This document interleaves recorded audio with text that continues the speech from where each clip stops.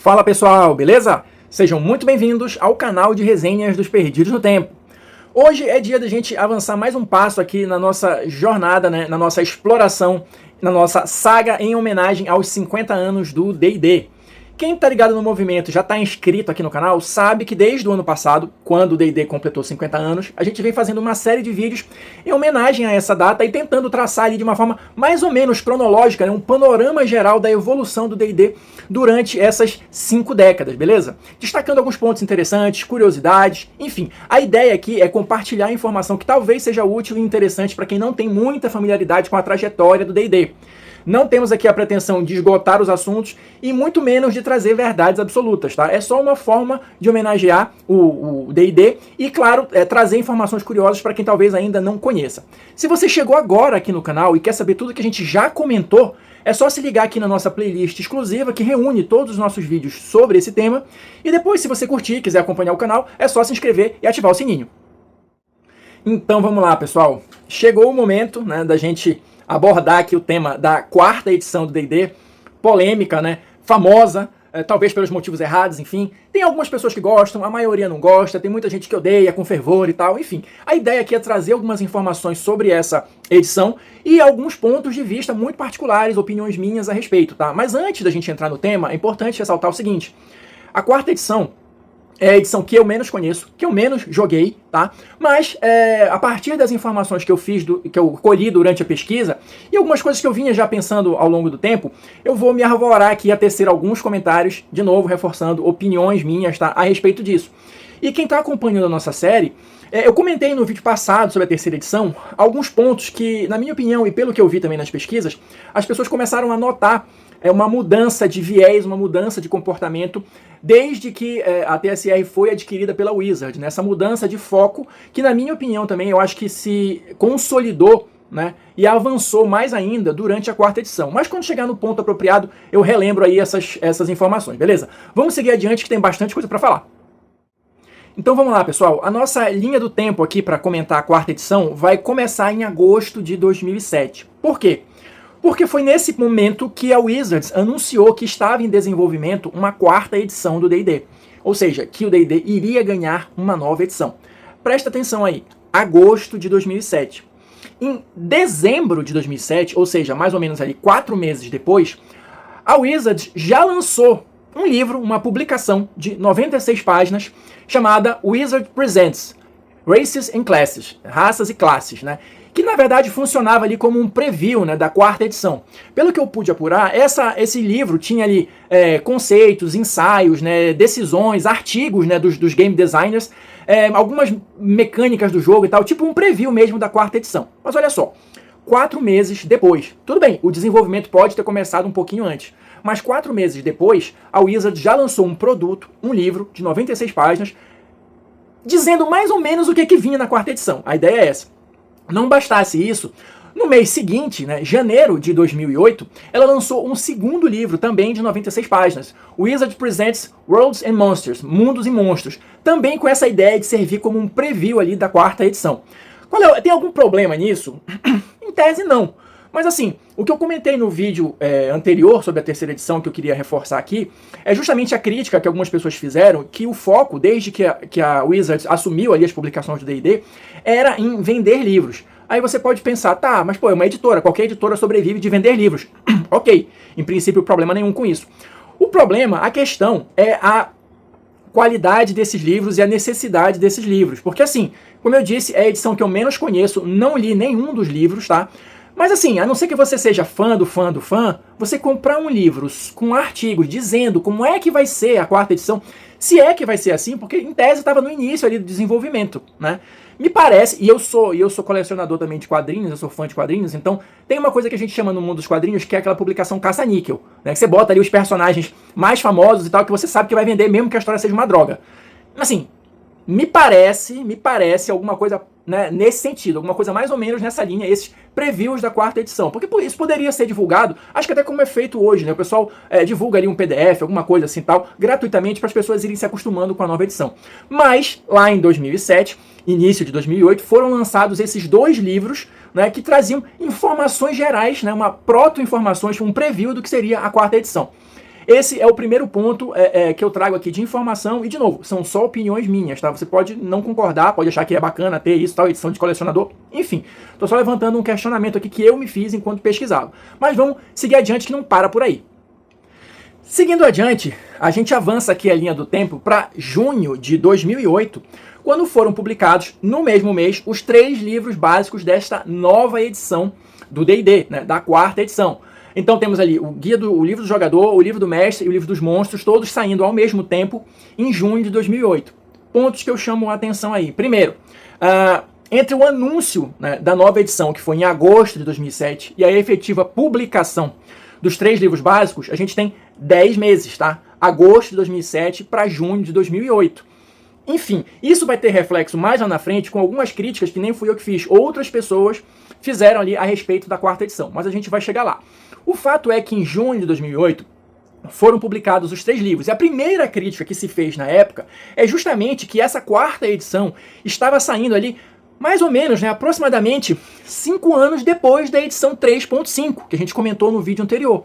Ou seja, muita gente tinha feito ali investimento nela, lojistas tinham feito investimento em livros ainda da edição 3.5, jogadores, a comunidade em geral, houve uma certa reclamação por causa disso, desse pouco tempo entre uma edição e outra. Mas, né, no entanto, todavia, apesar disso, a estratégia da Wizards deu certo, porque a 4ª edição, os livros básicos da 4ª edição, esgotaram ainda na pré-venda, tá? A primeira tiragem esgotou na pré-venda. E aí a Wizards, claro, conseguiu o que ela queria e fez outras tiragens para continuar vendendo ali os livros básicos. Então, pelo menos inicialmente, essa estratégia deu certo, apesar da reclamação da comunidade de uma maneira geral, não causou nenhum impacto nas vendas e nenhum problema imediato para a Wizards. Mas isso vai mudar com o passar do tempo. Um outro ponto que eu chamei a atenção no vídeo anterior e que eu acho que vale a pena retomar aqui, porque eu vejo como se fosse uma continuidade dessa política, vamos dizer assim, desde a 3ª edição, a Wizards concentrou mais na questão de criar livros, criar produtos relacionados com as regras, né, do que expandir a lore ou se preocupar muito com cenários. Tivemos isso? Tivemos também, claro. Mas o foco eram livros de regras, livros de mecânica, porque, em tese, todo mundo comprava. Jogadores compravam. Enquanto aventuras ou um livro de cenário, de repente, só o narrador comprava, eles não vendiam muitos livros, na opinião deles, na visão deles. Então, como é que isso se refletiu aqui na 4ª edição? Tivemos também vários livros, né, abordando regras e mecânicas, mas tivemos uma inovação aqui, que é o seguinte: os livros básicos, eles se tornaram meio que, durante um tempo pelo menos, livros anuais. Por quê? O livro do jogador, o livro dos mestres e o livro dos monstros ganharam novas edições a cada ano, tá? Então a gente teve ali, entre 2009 e 2010, foram lançados o Player's Handbook 2, o Player's Handbook 3, o Livro dos Monstros 2, Livro dos Monstros 3, só o Livro do Mestre que ganhou só uma continuação, vamos dizer assim, né? Teve só o DM Guide volume 2, mas os outros 3 ganharam 2 continuações. Então, no final das contas, a gente tinha ali 5 livros, né? 7, né? 3 livros do jogador, 3 livros dos monstros, 8, né? E 2 livros do mestre. Então, isso só entre 2008 e 2010. E qual era o conteúdo desses livros, no final das contas? Aí eu vou voltar àquele ponto. Valia a pena? Era realmente necessário? Porque assim, o que eles fizeram? Cada livro do jogador, pelo menos, ele trazia novas raças e novas classes misturadas com as antigas. Então, aquelas classes mais famosas, estabelecidas já no D&D, não foram todas que saíram no Guia do Jogador volume 1. Eles foram diluindo isso nos outros 2 livros e misturando ali com novas raças e novas classes. Então, se eu quisesse saber como era que estavam todas as classes antigas do D&D, eu teria, em tese, que comprar os 3 livros do jogador, porque elas estavam espalhadas ali entre essas publicações. Então, enfim, teve toda essa questão, mas até onde consta, né, isso continuou sendo algo rentável, né, para o Wizards, continuou vendendo bastante livro, e aliado a essa questão dos livros de continuação, vamos dizer assim, também foram surgindo outros livros abordando essa questão de regras e sistema. Falando um pouquinho sobre a questão das regras e das mecânicas do jogo, o que foi que mudou, ou quais foram os principais pontos, né, destacados, né, a respeito dessa 4ª edição? Primeiro, uma coisa que acabou, que era também uma das reclamações da 3ª edição que tomou uma proporção exagerada, eram as classes de prestígio.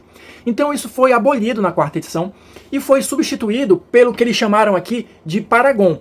Como é que funcionava mais ou menos a 4ª edição? Você tinha ali personagens do 1º ao 10º nível e não tinha classe de prestígio. Quando você chegava do 11º nível em diante, até mais ou menos ali o 20º, você podia se tornar um Paragon, né? Isso é mais ou menos como se fosse aqui, entre aspas, uma especialização de cada uma das classes. Então, cada classe do jogo, ao chegar no 11º nível, poderia escolher, aí não tenho certeza, mas imagino que tinha várias opções de Paragon. Então aí você já vai imaginando a quantidade de suplementos para abordar tudo isso. Mas não acaba por aí.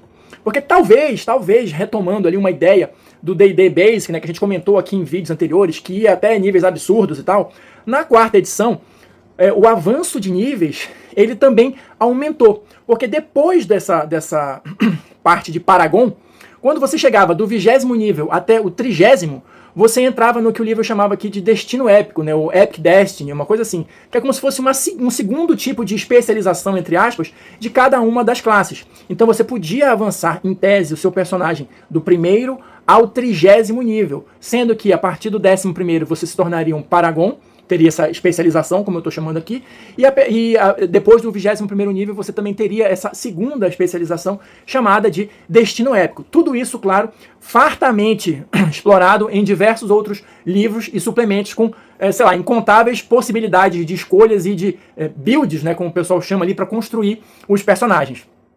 Outros pontos que eu acho que vale a pena mencionar aqui, pelo que eu pesquisei, é o seguinte: você pode estar pensando aí, mas então não teve nada que prestasse nessa 4ª edição, só é coisa ruim, por que ela fez tanto sucesso e tal, não sei o quê. Bom, eu encontrei alguns argumentos a favor da 4ª edição e vários outros contrários. Então assim, vamos lá. No lado positivo, né, o que as pessoas encontraram de positivo, de bom na 4ª edição?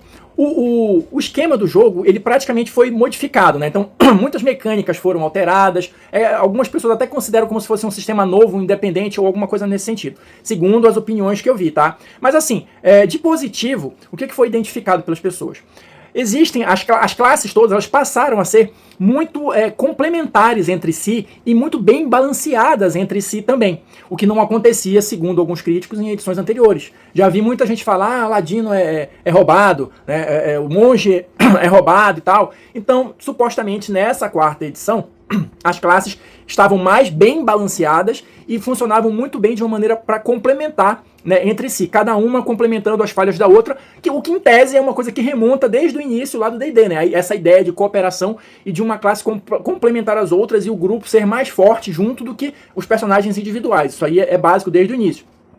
Outra coisa que foi apontada como um ponto positivo é a facilidade que o narrador tinha, em tese, para montar aventuras. Porque o sistema, em tese, foi mais simplificado, as coisas eram mais fáceis de visualizar e de organizar, então, em tese, o mestre teria menos problemas, menos trabalho para montar aventuras balanceadas. Isso foram apontadas como pontos positivos da 4ª edição. Do lado negativo, quais foram as principais críticas que eu encontrei? Segundo a interpretação de alguns, a 4ª edição, ela meio que forçava, ela meio que considerava essencial o uso de miniaturas, tá?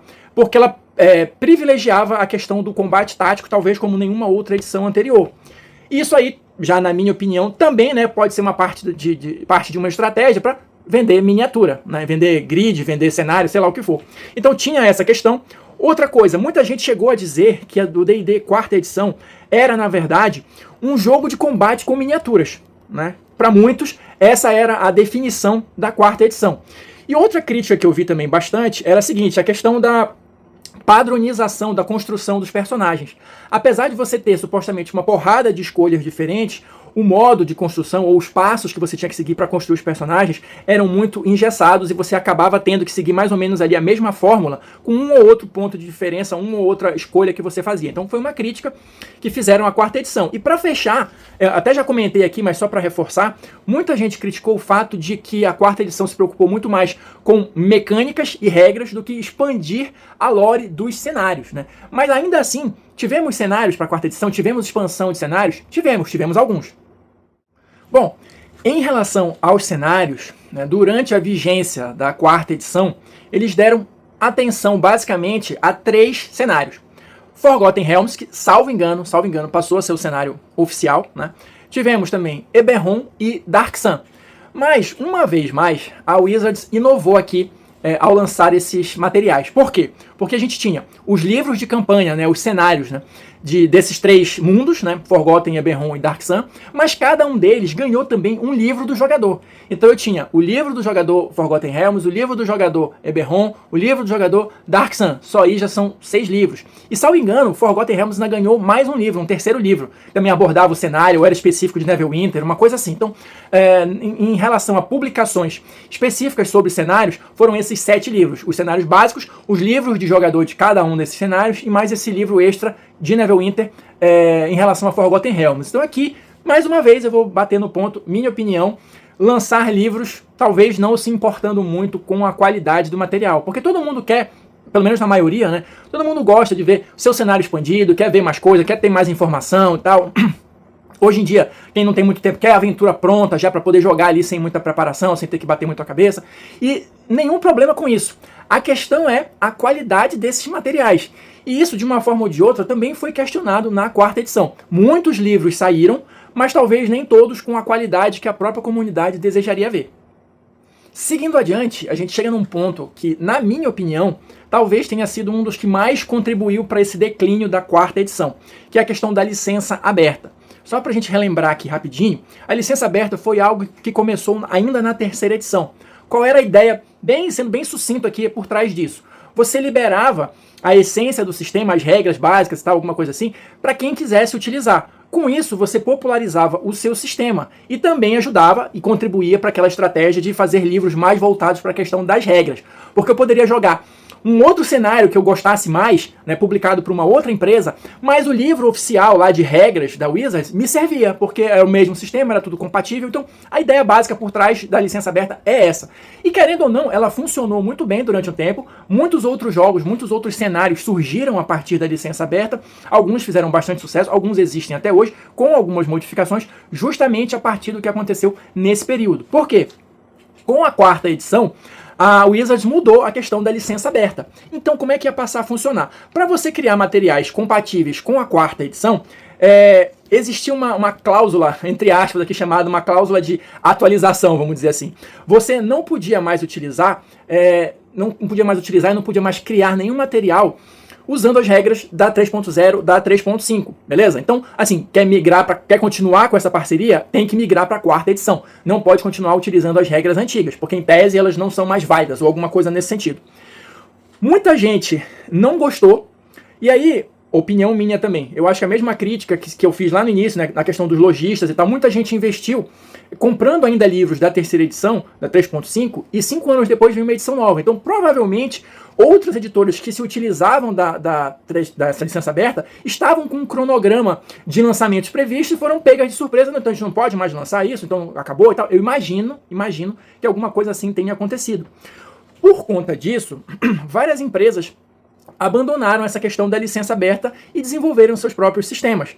Uma delas, talvez a principal, foi a Paizo, que já há algum tempo publicava o Pathfinder, né, que é um cenário também de fantasia medieval, que originalmente se utilizava ali da questão da licença aberta e das regras da 3.5.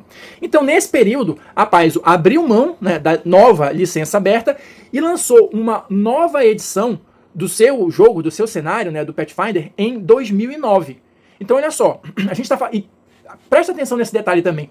A gente está falando aqui de um período mais ou menos entre 2008 e 2010, e olha quanta coisa aconteceu.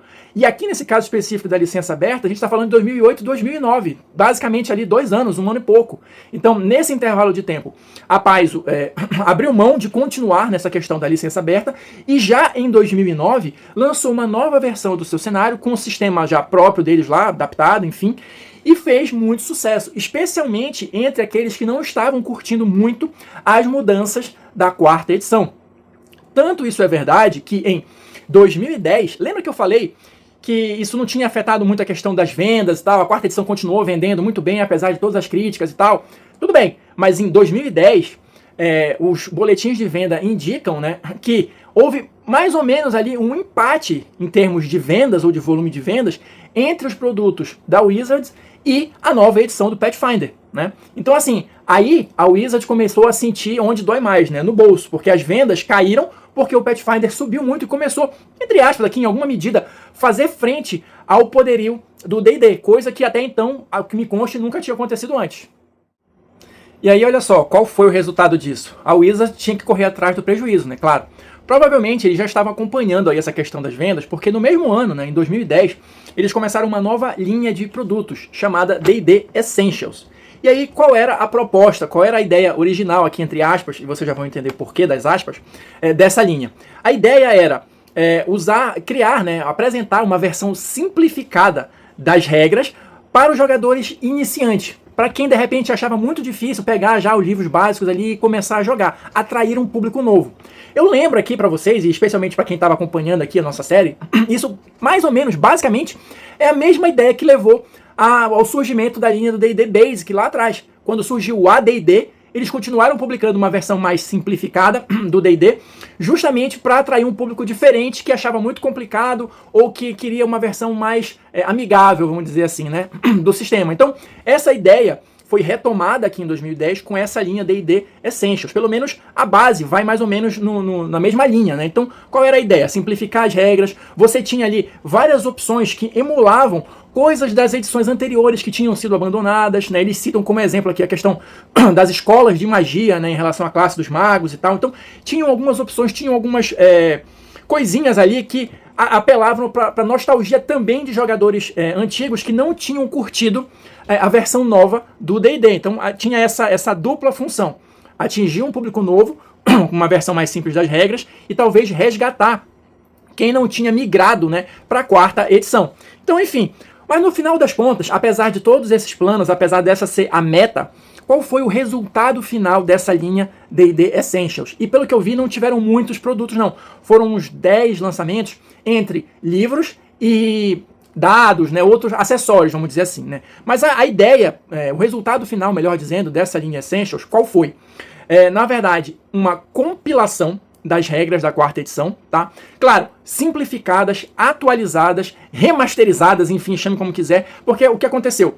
Durante esses 2 anos de existência até então da quarta edição, entre 2008 e 2010, tinham sido publicadas muitas erratas, muitas correções, né, muitas interpretações ali das regras e tudo mais. Então, esse material da linha Essentials, na verdade, ele serviu para compilar isso tudo e apresentar para esse suposto público novo. Mas no final das contas você tinha as mesmas regras, talvez apresentadas de uma forma mais simples.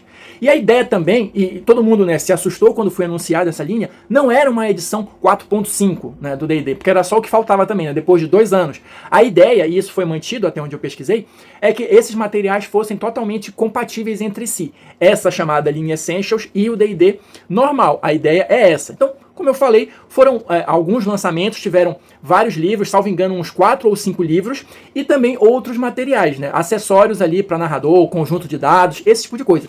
Tudo era uma oportunidade, tudo era uma chance de vender mais produtos, sejam eles quais fossem.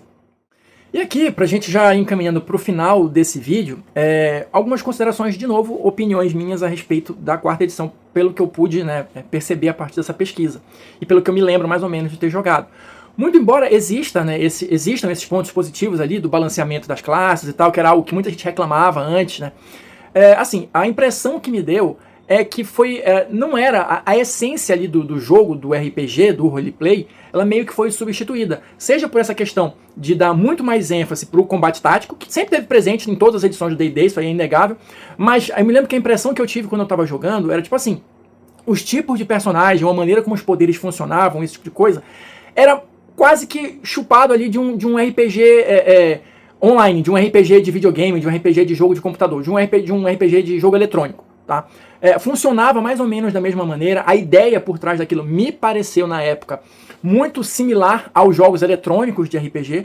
Talvez tenha sido uma aposta, né, que a Wizard fez, não deu certo em termos de venda, né? A gente está vendo aqui, né, todos os desdobramentos disso tudo, e tanto isso é verdade, e já pra gente encerrar, que em 2012, ou seja, 2008, né, 9, 10, 11, 12, 5 anos depois, né, mais ou menos ali, já houve o anúncio de uma nova edição do D&D, a 5ª edição. Essa já fez mais sucesso, a gente vai abordar com mais detalhes num vídeo futuro, mas assim, só umas últimas reflexões. Como eu falei, 5 anos depois, a gente já teve o anúncio, né, de uma nova edição. Salvo engano, a 5ª edição foi publicada em 2014. Então, entre 2012 e 2014, a gente tem aí mais ou menos 2 anos em que provavelmente, tá? Provavelmente não houveram muitos lançamentos, porque aquela edição já estava anunciado que ela iria acabar, que ela seria substituída por uma edição nova. E isso, imagino eu, que tenha mais uma vez afetado aquelas outras empresas, aquelas outras editoras que insistiram em continuar na licença aberta. Porque, de novo, pouco tempo depois, ela seria substituída por uma nova edição. Então, assim, essas decisões que a Wizards tomou, que, opinião minha, talvez tenham sido mais focadas na obtenção do lucro em si e não em produzir materiais de qualidade, é que começou a deixar aquela sensação ruim, aquela sensação estranha ali, porque, como eu disse, nada contra a editora vender muitos livros, é o objetivo dela, mas produza livros de qualidade para uma comunidade que sustenta esse jogo, ou sustentava, há muito tempo, alguns de fato há décadas, desde a primeira edição, ou sei lá. Então, assim, eu acho que essa é o ponto principal, que talvez tenha me afastado mais do D&D. Essa postura, essa política, e como eu disse, eu estou acostumado nos quadrinhos de ver essas publicações caça-níquel, isso transportado ali para o D&D, é algo que realmente não me atraiu muito para a quarta edição. Tanto que eu não tenho nenhum livro da quarta edição, ainda tenho alguns da terceira, mas de fato, tanto as regras, né, o esqueleto do sistema não me agradou muito, e vendo assim essa maneira de você colocar os seus produtos no mercado, também me deixou meio com o pé atrás assim, e eu resolvi dar um tempo, procurar outras coisas que eu achasse mais satisfatórias para jogar. Então é isso, pessoal, ficamos por aqui, espero que vocês tenham curtido aí, conhecer um pouquinho mais, né, quem não sabia ainda, de alguns detalhes dessa trajetória do D&D, em específico agora da quarta edição. No próximo vídeo, provavelmente já abordaremos ali a quinta edição, para a gente já encaminhar para o final aqui da nossa série, né, mas trazendo como é que se deu esse renascimento, vamos dizer assim, né, do D&D numa nova edição que conseguiu, né, agradar, em tese, público e crítica, e promoveu um renascimento da popularidade do D&D, beleza? Então, quem assistiu o vídeo até aqui, muito obrigado, deixa aí o seu like, seu comentário, para a gente continuar batendo papo, trocando ideias, e a gente se encontra na próxima resenha.